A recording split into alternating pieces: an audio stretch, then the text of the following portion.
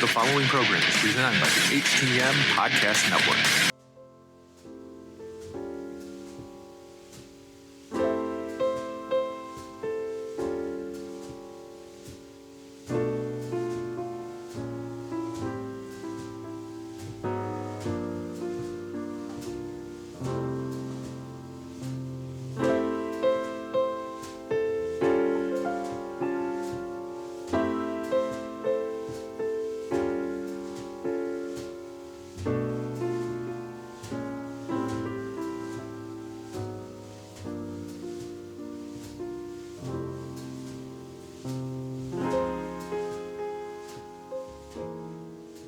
Welcome to another episode of Turnbuckle Talk, powered by thegorillaposition.com and a proud part of the Roar Network, presented by the Hitting the Marks Podcast Network, now in association with IndiePW.com.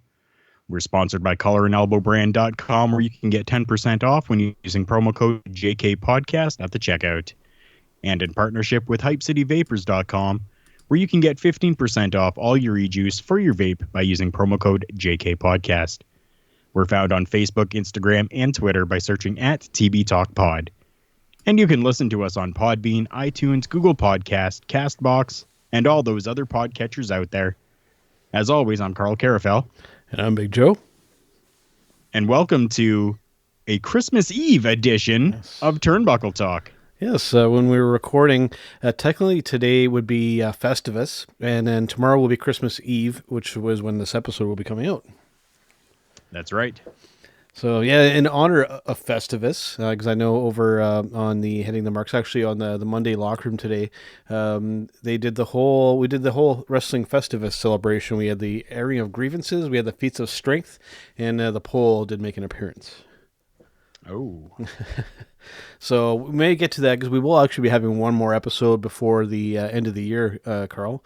It'll actually be on New Year's Eve, and we'll do our usual. We're going to do our usual kind of best of, worst of, and whatnot. So after we record this episode, we'll be compiling that list and then giving our picks, and then we're going to do that again this year. And I had a blast doing that last year, so we're going to be doing that again. Definitely, I did too. Yep. Okay, let's get to our first topic here, and this comes from AEW, Carl, and this is kind of hinting at something that we had suggested kind of before this whole run of the company started, that we were worried that, certain people might start not being behind the scenes, but like doing stuff in the ring and whatnot. But this is a bit of a different scenario, but essentially what happened here, the most recent taping, well, it's not a taping, AEW Dynamite is done live. After the show went off the air, they decided to have a little fun. And this is when the internet exploded, as it usually does when this type of thing happens. Basically, Sean Spears is in the ring and a bunch of other people. And we most notably had Aubrey Edwards, the referee, give Sean Spears a stunner. And we also had one of the owners, Tony Khan, give Sean Spears a stunner. Now, this is the thing that has everybody kind of losing their minds. They're pissed off. This is the stuff that WWE does, and we criticize them for. This isn't being done during. I would have an issue with this if this is being done during the show, but this is afterwards, after the cameras are off. This is just to have some fun with the crowd. Is this kind of how you interpret it, or is this something that bothers you? That's exactly how I interpret it. I mean, now, was this on the latest episode?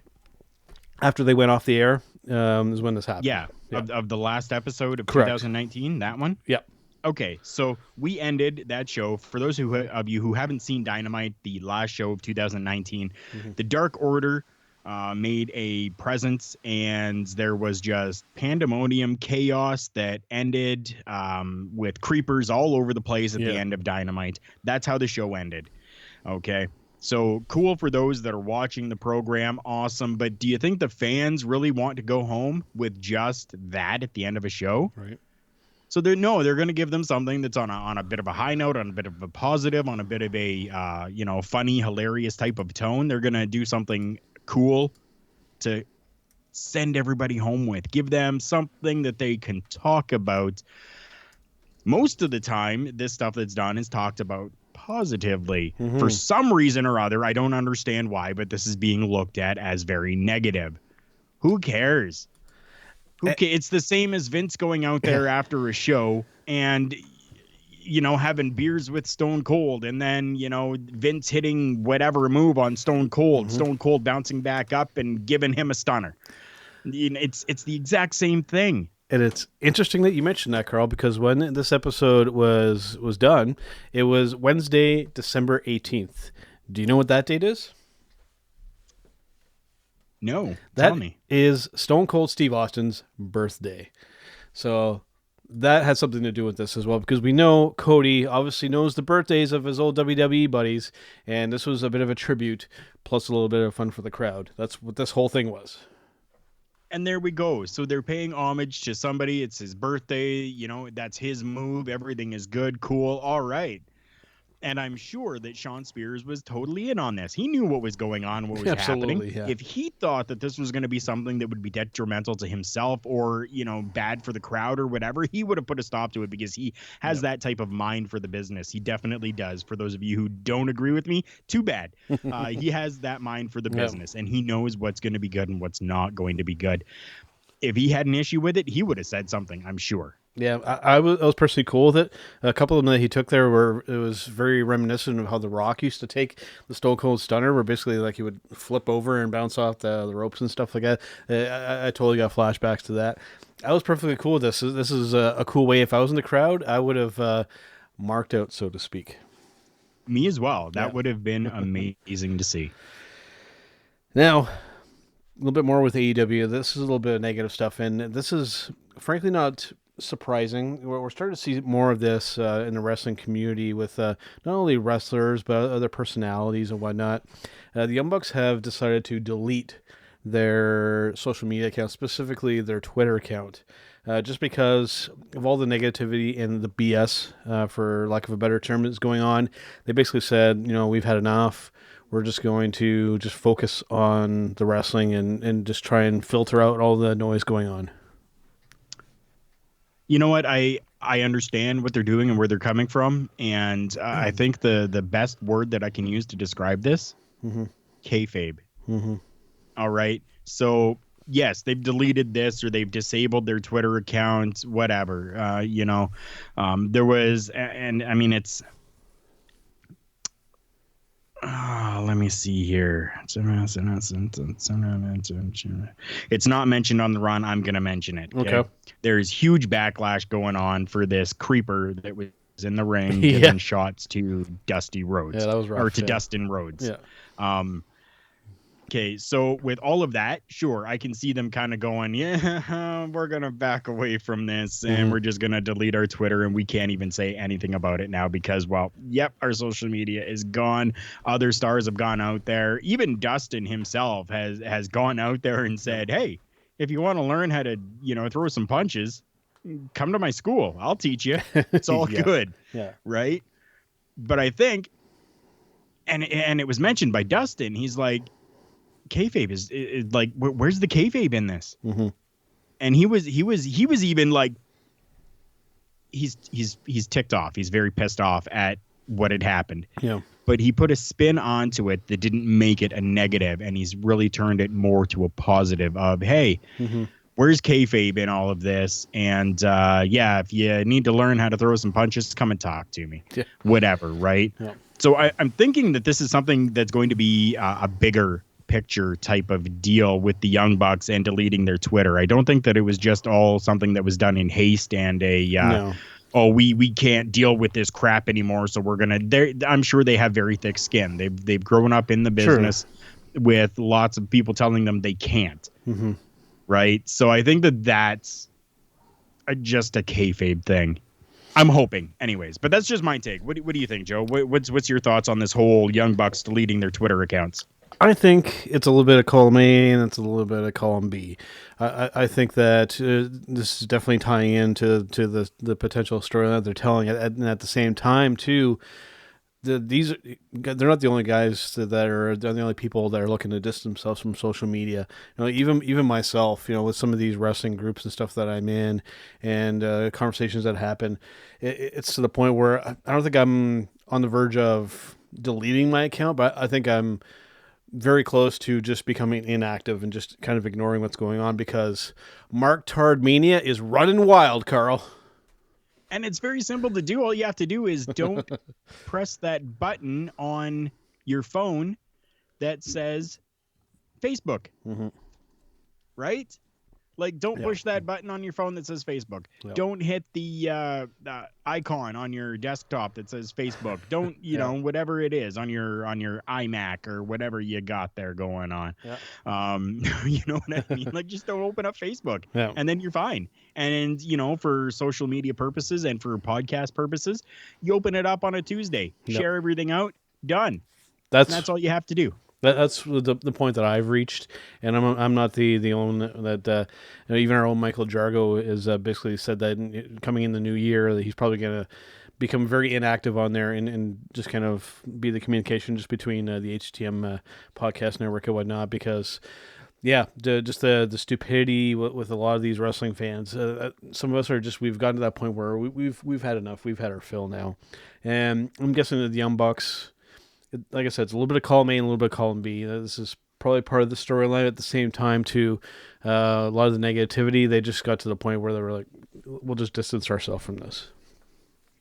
And I definitely, I can see that. I'm hoping that it's only something that's more of a kayfabe, and like, I mean, because they're already kind of doing storyline stuff, you know, we're seeing Hangman Page kind of distancing himself a little bit from, you know, the Elite, and then maybe this is something, because we've seen going through, and even on this last episode of Dynamite, where we saw the Young Bucks, you know, having a video package put out there saying, hey, we told you that we're going to be the very best, and we haven't been, and we're sorry, but we want to prove to you that we are. And then they went out there, had this great match on Dynamite. You know, maybe not, you know, getting the win again, but maybe that's a whole thing as well. Is they're like, we have to distance ourselves from the social media, maybe because we have to rebuild ourselves so that we can be the number one, right? Maybe they're seeing it and trying to portray it as this is a distraction that we need to get rid of. So I don't know. I don't know if this is a legit that they're frustrated or if this is just kayfabe. And honestly, that is what I love about this right now, is that I don't know. It's interesting in the narrative that they're telling here. It's always, the Young Bucks, you know, they're one of the best tag teams in the world. If somebody has only been watching them in the AEW context, they would probably not believe you, because, I mean, all they've done is lose and put over the rest of the talent. And I get that to do it to a certain extent, you know, with them being vice presidents and whatnot. But guys, you can win once in a while, and I think they need to win the titles soon so that they can maintain some relevance here, because, like I said, people that just know just the AEW narrative and not any of the Bullet Club stuff, the Ring of Honor, the New Japan, or the independent stuff, they would think that these guys are jobbers. And I think that's exactly where all of this is really coming from. If they kind of, the next episode of Being the Elite put out there onto YouTube, I think we may see them kind of explain the reasons why. And I think that we might even see that you know, kind of what's running through my head might actually be what's going on, is that they're gonna say on Being the Elite that, hey, there is just, it's so distracting. We can't have that distraction because we have to be the number ones in this company, and we need our focus to be on that instead of our social media. I'm glad you mentioned Being the Elite, Carl, because I'm gonna give an unpopular opinion about this. I think that show needs to come off of YouTube and it needs to go on television. They need to make it the pre-show for AEW Dynamite, or just a half-hour show that's aired on a television network, because not everybody is watching this stuff on YouTube. They have a fair amount of views, but I can guarantee that a lot of their audience maybe isn't catching this. You're very right. I 100% agree with that. Yeah. I think as well that if it was put out there as a half-hour pre-show on TNT and TSN in Canada, that more context would kind of be given to stuff that's happening on the show, as well as quality of that show would go up immensely, because they would actually be able to have the support of the film crew to be with them. There are some times where I'm watching Being the Elite and like audio is just way off because I understand it. I know that Yep. they're like just using their cell phones and whatever, or GoPro cameras and doing all of this. So I get that whole like vlog aspect type of look to it. Yep. But at the same time, if I can't hear and I have to turn my volume up to 30 to be able to hear, and then the next segment, I have to turn it down to 12 because it's too loud. Like, there's a little bit of a disconnect there that could be rectified with the camera crew. Yeah. And I mean, and just outside of the elite, a lot of the other talent are on there too. The SCU guys, even Mr. Michael Nakazawa is on there. So yeah, it's something that I think I would be totally cool with it essentially being a pre-show for Dynamite. I think that would be a good angle. Me too. Okay, going from that to, we had mentioned video packages here, something that they've started doing recently. And I don't know if you're digging it, but I've been digging it. And I'm talking with the Dark Order and these video vignette packages that they've been doing. It feels very, what's the best way I can kind of describe it for people that might know? It almost feels like it's almost like they're like running like this cult essentially, and they're trying to get like everybody kind of into it, and it's pretty intriguing. And even during the show, they've been showing like jointhedarkorder.com and stuff like that, little subtle little hints and little breaks in the video. I'm digging what they're doing with this. 100% I am too. Yeah. I mean, just showing jointhedarkorder.com up on the screens, and then like JR and Shivani kind of going what no, it's AEW.com or shopaew.com or jrsbarbecue.com. Like getting all their different plugs in there, but then circling it back to jointhedarkorder.com. What's very interesting with this as well is I saw on Facebook, we talked earlier about social media. Sometimes there's good stuff on social media, and this is one of those good things. I saw that somebody was at a football game, and at this football game, there was a paper that was up on one of the walls. Ooh. And it simply said, "Are you feeling lonely? Join the Dark Order." Interesting. And underneath it, it's kind of like those little, like if you put up an ad for something and like you got phone numbers and then you cut the pages so that it, you can rip off the phone number.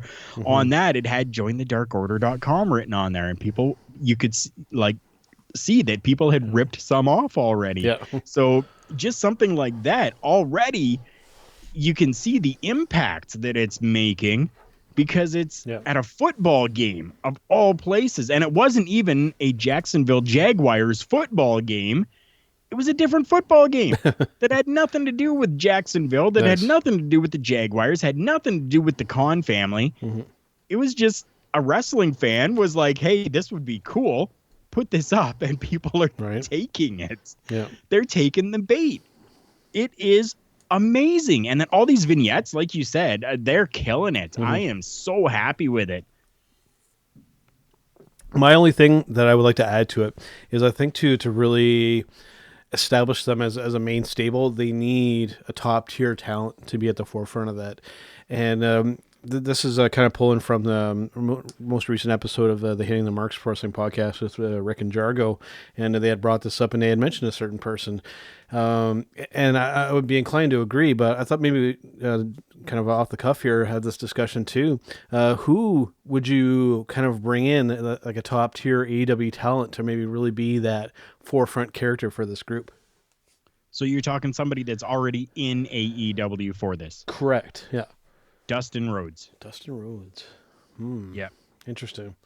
I think I'm going to agree with Jargo on this. I think it's going to be Kenny Omega. With the way that they've been playing him and Paige off of each other, I think it's going to be Kenny. So yeah, Kenny Omega, Carl. What do you think? You think it's a good pick? Or I mean, the Dustin one is interesting too. Because he could play off Cody, whatnot. I think Kenny would really give them some real legitimacy, and then be like, oh, okay, now these guys are a really group to watch. It would kind of bring them into that next stratosphere.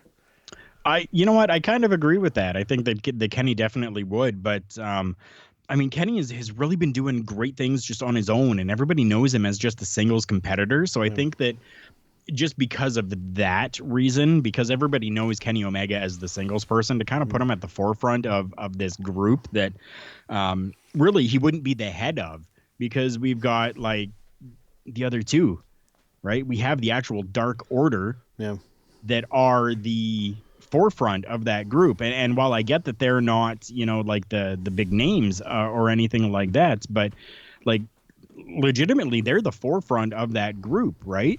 So Kenny Omega, I think, just might kind of be, pushed to that third tier level, right? It would have to Stu be Grayson and Evil Uno. Yeah. They're the Dark Order. But I think if you were to take maybe somebody who, like Dustin, who is singles competitor but has done tag team, and he's a little bit older, he's a little bit wiser, and he can really help that group flourish. Right, because he can dedicate himself to that, as opposed to somebody like a Kenny Omega, who's really trying to dedicate himself to the profession. I don't know, that's kind of what I think. And then the only other person I can think of off the top of my head, I think might even be Hangman Page, because he's been doing this whole, like, I'm the loser in this group and blah, blah, blah. And he's kind of down on himself, and he's, saying, oh, I have to leave the elite and, stuff like this. So if we then kind of put maybe Hangman Page, who did fight for the AEW championship and is kind of that big name, and now he's found a new family where he's put to the forefront, that might work as well. But yeah, I mean, honestly, any of the big names to be able to go into the Dark Order and be like a main name would be a good idea. It would have to be like an aggressive takeover of that leadership. That's how you would have to play an angle. I think it would work with either Kenny or Page. I think it would work better with Kenny, and just because he has that real notoriety even more than Page does. So I'm thinking that would be the move. With Dustin, it could be interesting, but again, my pick I think would be Kenny. It would just be a matter of like him aggressively coming in saying, "I'm the leader of this group."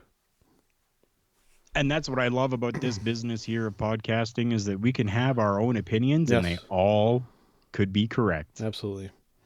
So getting out of some AEW stuff here, Carl, let's talk about a little NXT here. I'm going to bump up a topic because I think the following two topics tie together better here.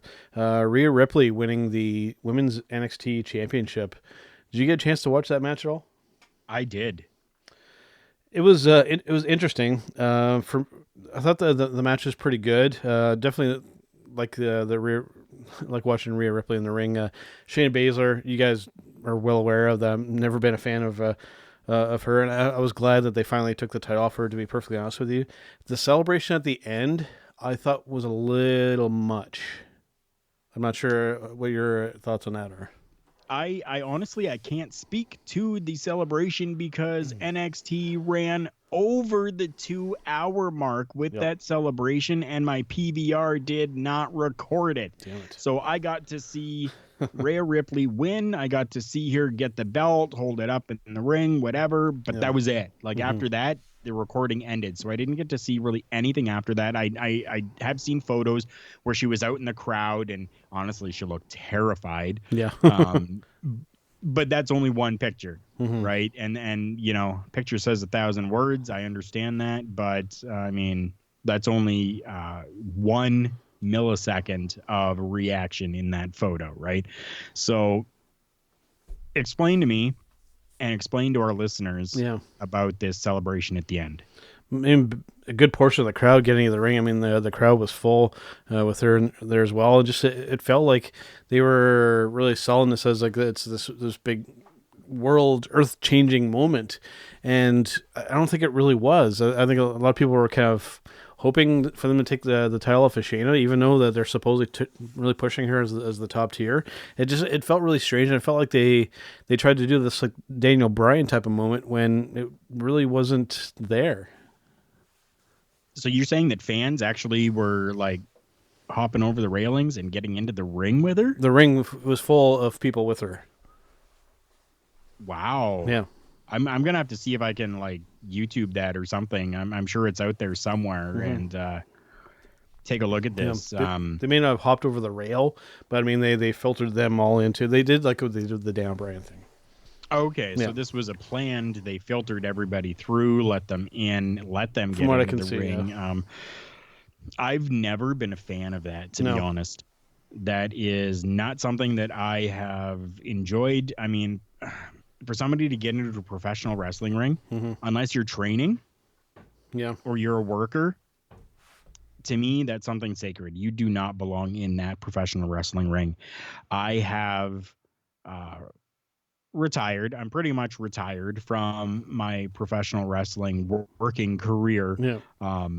I still feel very awkward getting into a professional wrestling ring now that I'm not an actual worker any longer, right? So I mean, to get in there and to cut a promo, or to be kind of involved in an angle or do a spot or something like that, totally different. But I mean, for me, just while the ring's being set up, and then before people come in, I'm not getting into the ring and running ropes. Like, I have to leave that for the other guys and for them to get in there and do what they need to do. I just feel awkward, I guess, getting into that ring. But yeah, I've never been a big fan of that. I don't think I ever will be. I don't think that fans need to get into the ring and celebrate like that. During a professional wrestling match, if a fan gets into a ring, what are they doing? They're taking them out as quickly as they possibly can. So during a celebration, I think that they maybe should just keep them on the outside of the ring. Let the person who won or is being acclaimed for what they've done have that spot inside the middle of the ring while everyone is surrounding the ring. For me, I think that's the best way to do it. No, I agree, and there's only been a handful of times where this has happened. I think even in ECW, I think at one point they had everybody in there, and I think the ring collapsed too. I don't know. I'm sure that was probably a plan bit there, but yeah, it feels like it's something that should be saved maybe for a very, very rare occasion, and this just didn't feel like it deserved that to happen. So it felt kind of out of place and almost kind of forced. I get it; they want to have fan participation, but I mean, there's always a danger with that too. I mean, if we're not screening these people, there might be somebody in there with a knife that'll go and stab somebody. I mean, we don't know what people are thinking.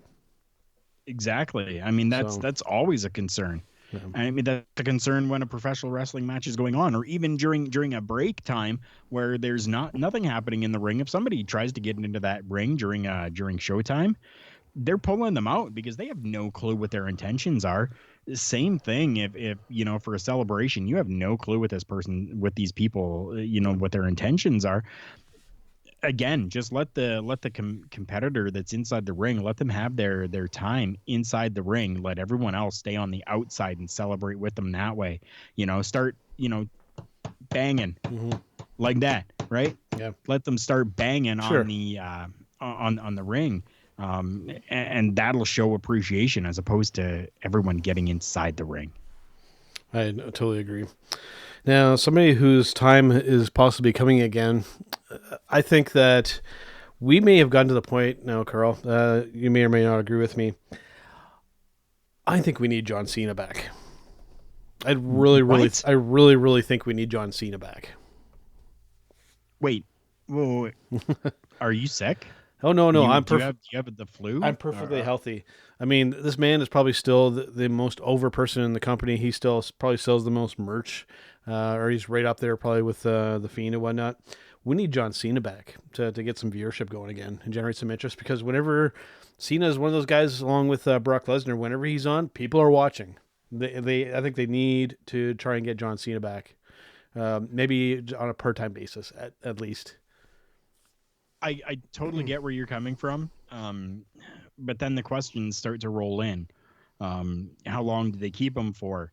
What's going to happen when numbers start dwindling again? Are we going to have to fall back onto John Cena as opposed to the 200 other employees that you have with the company? Right? Like that's the biggest thing for me is you have combined with all the brands, you've got probably 200 actual workers within the company, and that's including everyone in the performance center that's training and stuff like that. So how many times do we have to fall back onto John Cena or The Rock or Stone Cold or any of these people to get a good pop out of the crowd for a bit before it becomes, well, he's dead now? What do we do?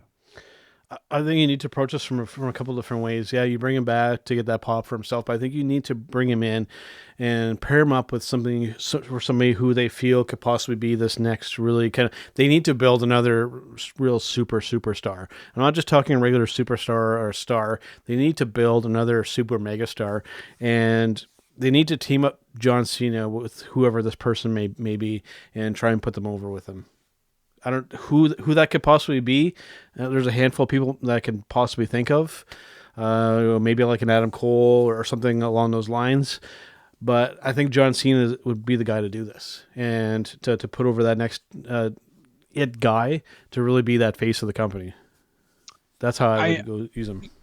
Yeah, I totally get where you're coming from, but I mean, taking a look back over the years of these top tier mega people, right? Yeah. Hulk Hogan. Now I'm not going to say that he, made himself, but like he had that type of persona to be able to do something like that, to be able to get himself over to be that megastar.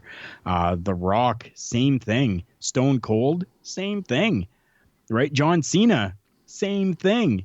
Like, I understand, like John Cena's real big come out was like ruthless aggression. Right. And then from there, kind of things started to build with him and he grew over time. And it really wasn't one single person that really, led the march for John Cena, except for John Cena. Mm-hmm.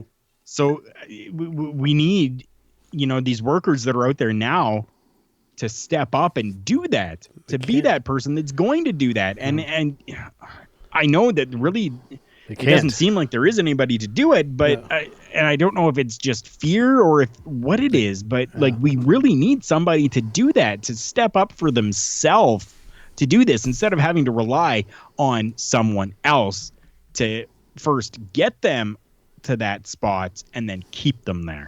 Yeah, I think the problem is that there are probably a bunch of these guys that want to be that, but they can't because how they want to go about things. And I think I've said this before on this podcast is that Vince and the people in charge of the WWE, they want to have everybody as similar to each other as they can be so that they can be interchangeable parts. So if somebody falls due to injury or sickness or whatever, they can just swap them into that person in that role.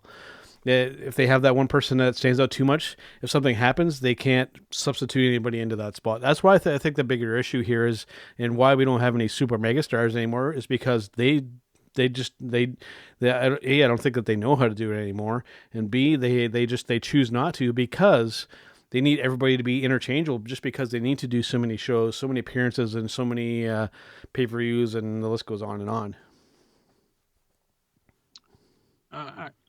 I'm picking up what you're putting down. I get it.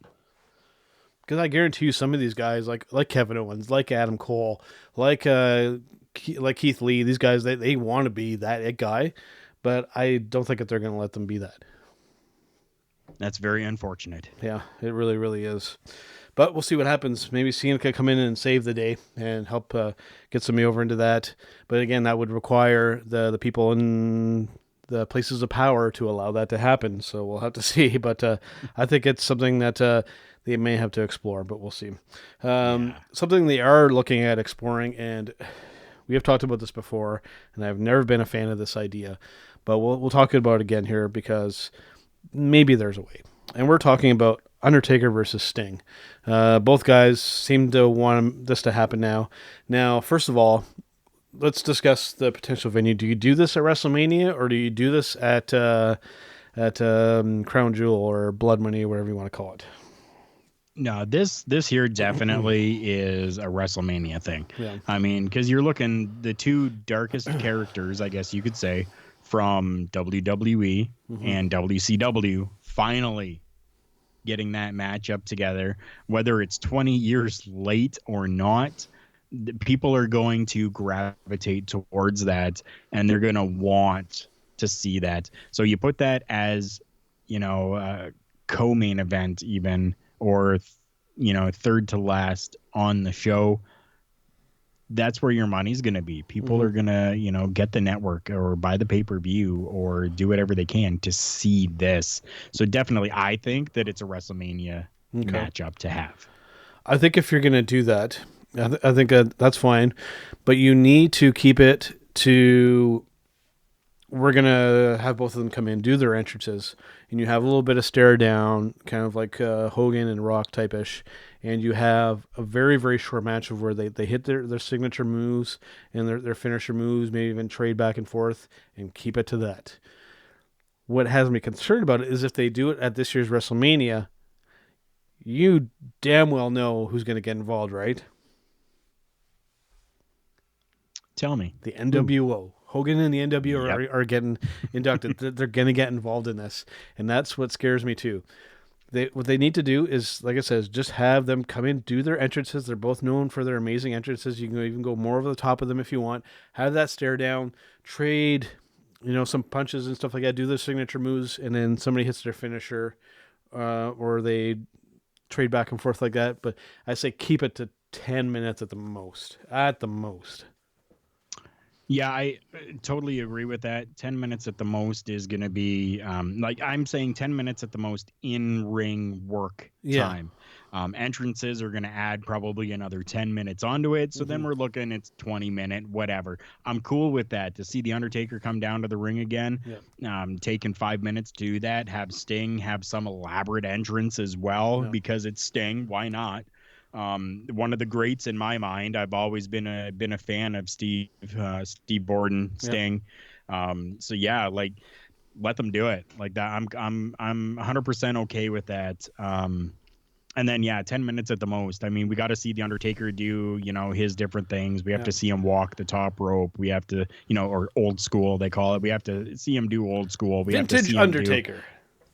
Classic Undertaker stuff. Like we need to see a choke slam in there, and then we need to see Sting doing the Stinger splash and the Scorpion Death drop, and then the Scorpion Death lock, and we need to see those just to kind of make it worthwhile. And then I don't even care who comes out on top on this, because I mean Undertaker's streak at WrestleMania has already been broken, so I don't care who comes out on top, if Sting does or if Undertaker does. I would figure that the Undertaker would kind of come out on top with this, because WWE bested WCW, bought them, purchased everything. They beat WCW, so we're gonna have that continue on 20 years later with the Undertaker, WWE beating Sting, WCW. Either way, I don't care. I think I would love to see it just for a nostalgia purpose, but to see like a half hour type of thing, no, definitely not. The only catch there is you're going to have to be careful with Sting. All right, we know that he went out due to a pretty severe neck injury, so that limits what you can do with him. Definitely no buckle bombs. I mean, that's not in Undertaker's arsenal of moves, anyways, and that rules out the Tombstone Piledriver. Unfortunately, I think you got to stay clear from that move. Otherwise, Sting might be paralyzed in the ring. I agree. Either last ride or a choke slam you finish that match with.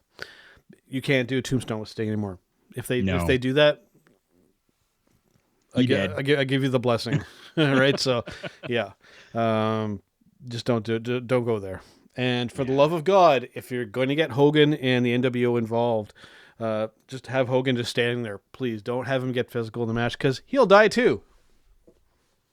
Right. So, speaking of old guys, I just want to throw this out there for everybody. Make sure that come January, like probably January, after January 20th at some point. For those of you who don't know, I'm going to be on the Jericho Cruise. Lucky bastard. They are going to be doing an episode of Dynamite on the Jericho Cruise. Ric Flair is the host of honor for the Jericho Cruise. Ric Flair has been cleared by his doctors and other doctors to take some bumps inside a professional wrestling ring. WWE will not allow him to do so. But we might see Flair make some sort of appearance on Dynamite to take a bump or two. So just watch. It'll be interesting to see if AEW allows him to, since the WWE will not.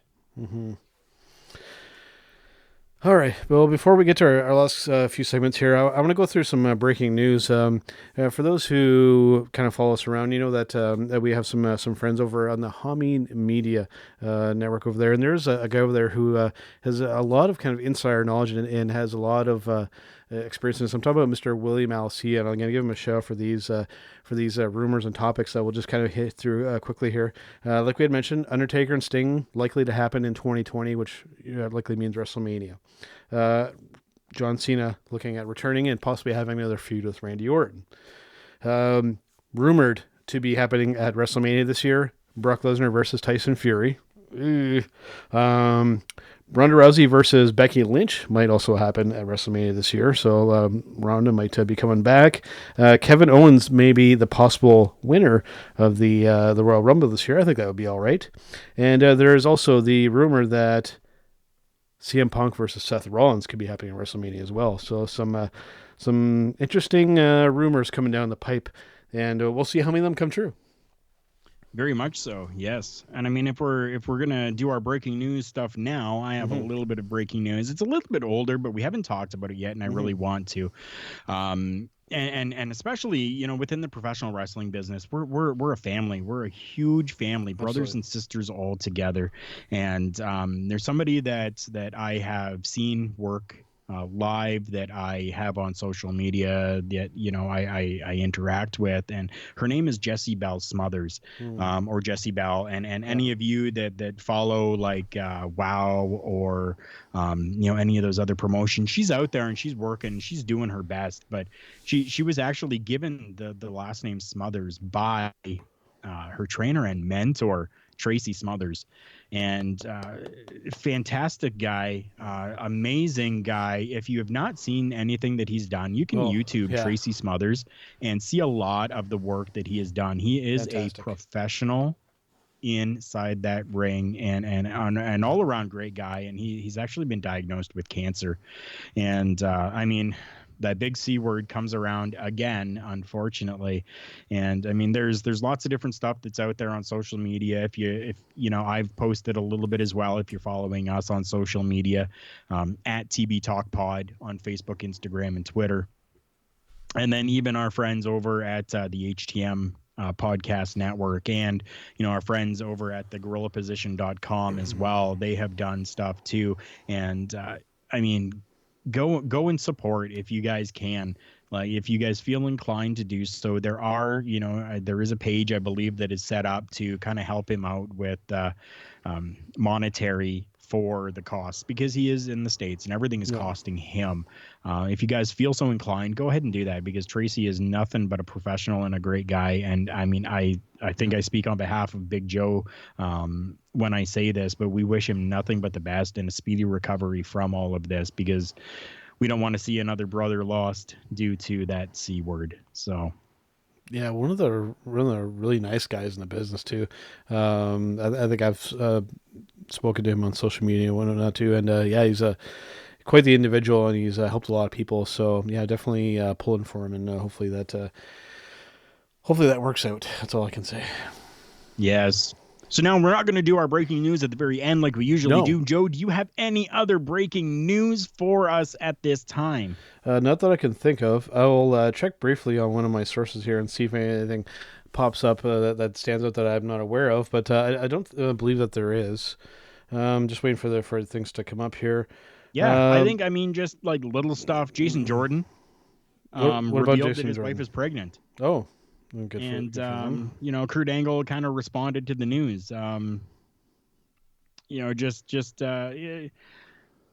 Nice, positive stuff, right? So I mean, former WWE star Jason Jordan has had some rough time with injuries and stuff, and his wife is pregnant. They have a baby girl coming. Kurt Angle actually responded on Twitter. He says, "Congrats to my first son, Jason Jordan, on the great news that he and his wife are having a baby girl. No offense, but I hope she looks like her mom and not like us," he says. So pretty cool. I think, Kurt Angle going out there, having a little bit of fun and keeping some kayfabe. He says, "Are you guys going to name her after me? Kurtina?" Yeah. Just a suggestion. Regardless, I'm proud. And to be proud to be an expecting grandpa, he says. So, I mean, I think that's pretty cool. That's just a little bit of kayfabe still being kept in there. Other than that, I mean, I'm really not seeing too much on anything breaking news. Nothing that really hasn't been talked about before, I guess. Okay. I do have a couple things that stood out to me just scrolling through here. Of course, there is the rumor that Edge could be coming back for either Royal Rumble or WrestleMania or a combination of the two. On his social media, he's completely denying it. So read into that what you will. And we'll just, it's one of those watch and see type of things. Also, a rumored match to be happening at Royal Rumble. This is one that's completely out left field for me. We're looking at the Revival versus Harlem Heat. We're talking Booker T and his brother supposedly getting back together to having a match with the Revival. So if that's something that you want to see, then we might have it. That's cool. I'd be okay with that. Yep. If Stevie can still go, and if Booker can still go, then yeah, they can have a little bit of fun in there. Definitely. All right, Carl, before we do our showstopper segment for this week here, let's do our match of the week here. I'll start off this week here. Mine is going to probably seem like a strange one to you. I haven't gotten to watch a ton of wrestling this week. I didn't get to watch any WWE. I did watch some Ring of Honor and some AEW this past week. And mine is actually going to come from Ring of Honor, and it's actually from their most recent episode, which was actually kind of like a best of compilation. And I'm talking about Bandito versus Shane Taylor for the ROH Television Championship that happened earlier this year.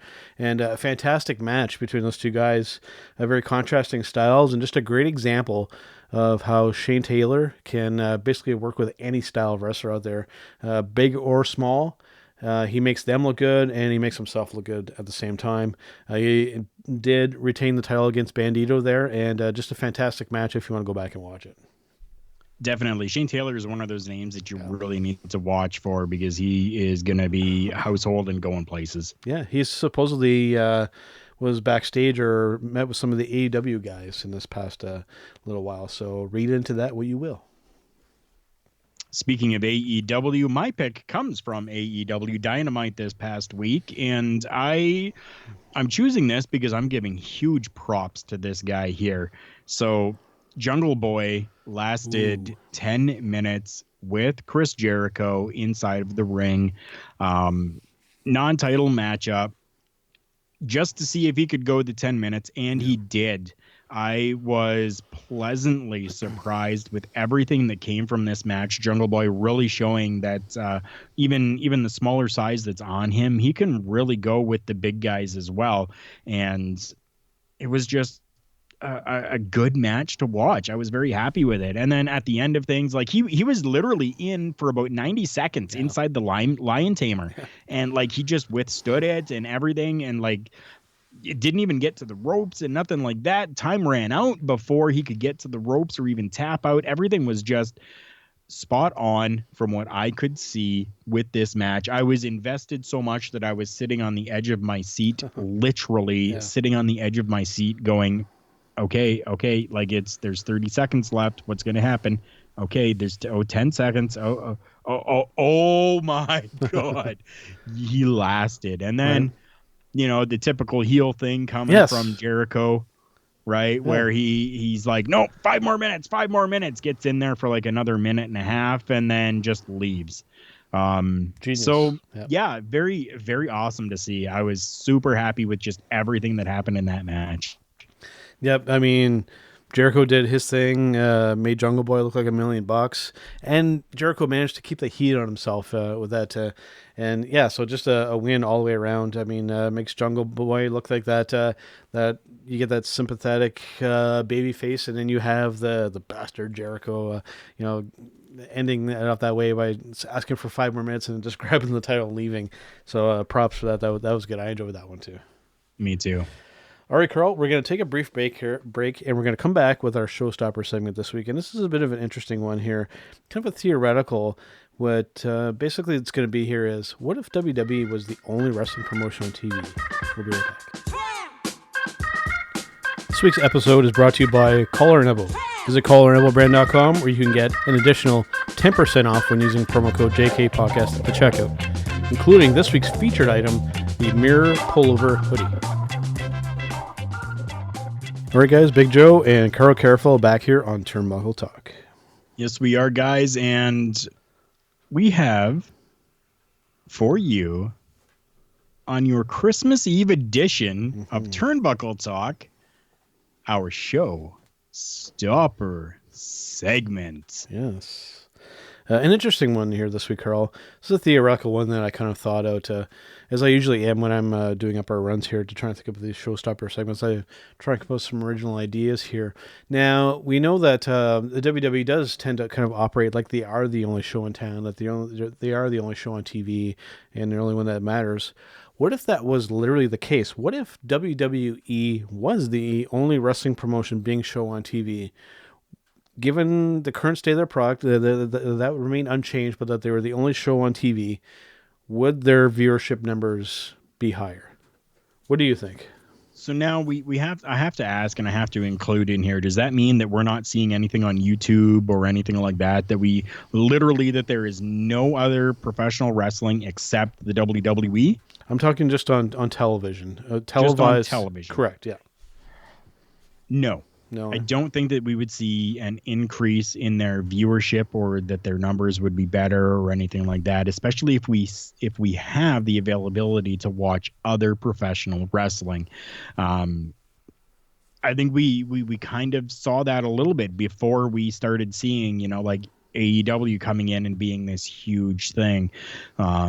Ring of Honor, for me at least, airs at like midnight or 1 a.m. Yeah. So, I mean, like, I'm not up at that time to be able to see it. And if I am, I'm working. So I still can't see it. So it's something that's recorded for me. So it's not like my numbers of watching things live are really making any type of a difference in that aspect. I mean, I know it does a little bit because of the PVR number and stuff like that, but for a while, honestly, all I had was the WWE on my TV. Yeah. And even I stopped kind of watching WWE and was going to YouTube and going to, other sites to be able to watch other professional wrestling. Yeah, because it would be some pretty dark days if WWE was the only wrestling on cable television. Because, I mean, that would mean that Ring of Honor, New Japan, AEW, all those other promotions out there, AAA, any ones that are showed on TV, if they were all gone, and this was all that we had to watch and talk about, oh boy, we would have some rough episodes of Turnbuckle Talk. Let's just put it that way. We would have rough episodes, and we would have such a hard time because the market would be so saturated. It would just all be hate. At least with some of these other companies, like AEW, when there's some positivity and stuff coming out, it seems like the whole landscape of WWE is just so negative. And it really is another reason why, just personally for myself, why I just choose not to watch it, because there's so much more positive wrestling stuff out there that I really got to the point. It's like, why put myself through the negativity if I really don't need to? I can just go into YouTube and I can watch a highlight package or a low light package, depending on what episode it is, and just kind of get the gist of what's going on. But I mean, to sit down and, I mean, this most recent episode of Raw that they did, they actually filmed 2 episodes right back to back at the same location. So I think they had those people there probably for 8 hours. Just imagine being a part of that and sitting through all that mess. I mean, I feel sorry for those people, but yeah, just it would be quite the thing if that was all that we had to put up with.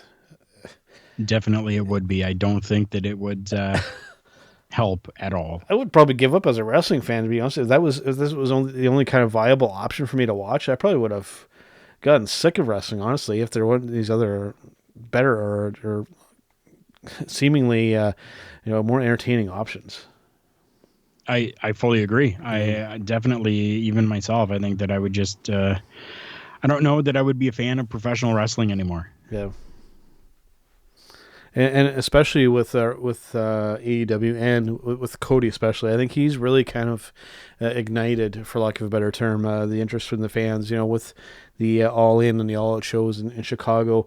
I mean, just the way that when he comes out and just the way that he gets the crowd involved, you can tell he's really rejuvenated interest back in the audience again. And back briefly on that, coming up in February, they're doing their Revolution pay-per-view, and they're going back to Chicago again. And believe it or not, they've actually been getting some negative press and some hate over this. Oh, you guys are going back to Chicago again. How come? That's like their second home. That's where All In happened. That's one of their marquee audiences, and they know that they do extremely well there. So why not go back there?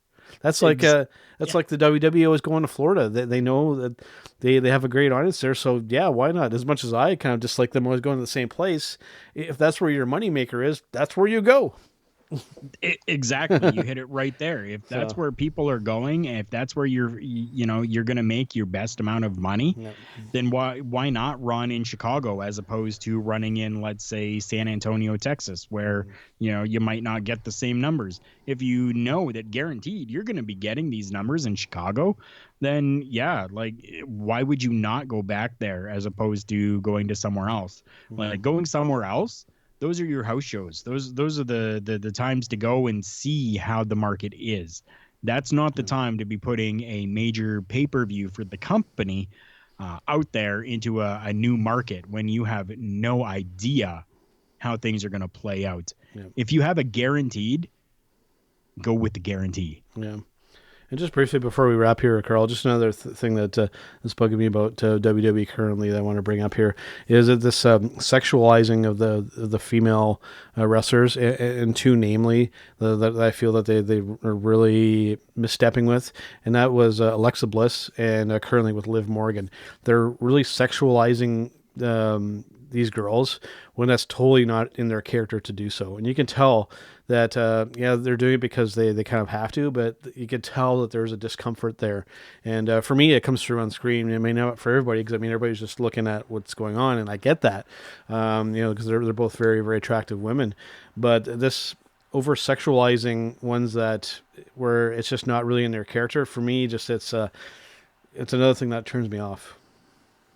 I totally get what you're saying there. I mean, Alexa Bliss, everybody knows that I am a huge Alexa Bliss fan. Probably one of my favorite females in the world of professional wrestling right now.